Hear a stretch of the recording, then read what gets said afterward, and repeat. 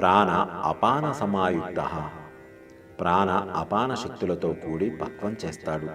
మనం నోట్లో వేసుకున్న ఆహారాన్ని లోపలికి లాగివేసి దానిని జఠరాగ్నితో బాగా పచనం చేసి జీర్ణింపజేసి అన్ని అవయవాలకు రక్తం ద్వారా సరఫరా చేసి మిగిలిపోయిన సారం లేని అవసరం లేని ఆహారపు పిప్పిని బయటకు పంపడానికి సిద్ధం చేసేది ప్రాణం. ఈ పనికిరాని పిప్పిని బయటకు త్రోసివేసేది అపానం. ఈ రెండు చర్యల ద్వారా మనకు కావలసిన శక్తి వస్తుంది. దానితో పనులు చేసుకోగలుగుతాం, మళ్ళీ శక్తి కోసం తినగలుగుతాం. ఈ నిరంతర ప్రక్రియతో ప్రాణ అపానములనే శక్తులను పరమాత్మ వినియోగిస్తున్నాడు.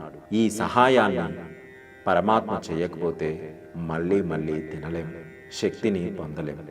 నిజంగా ఇక్కడ ప్రాణ అపానాలను రెండింటినే చెప్పిన ఇంకా 3 రూపాలలో అంటే వ్యాన, ఉదాన, సమాన అనే రూపాలలో పరమాత్మ మనకు నిరంతరం సాయం చేస్తూనే ఉన్నాడు.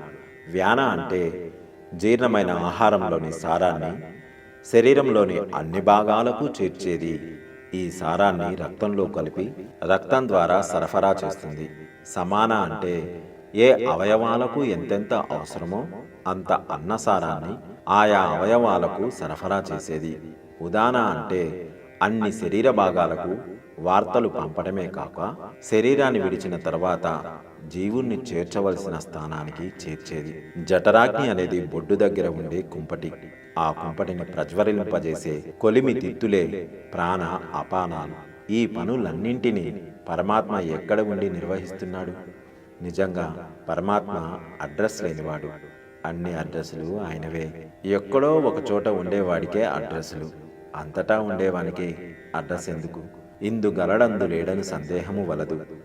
చక్రి సర్వోపగతుండు అన్న ప్రహ్లాదుని పలుకు ఇదే.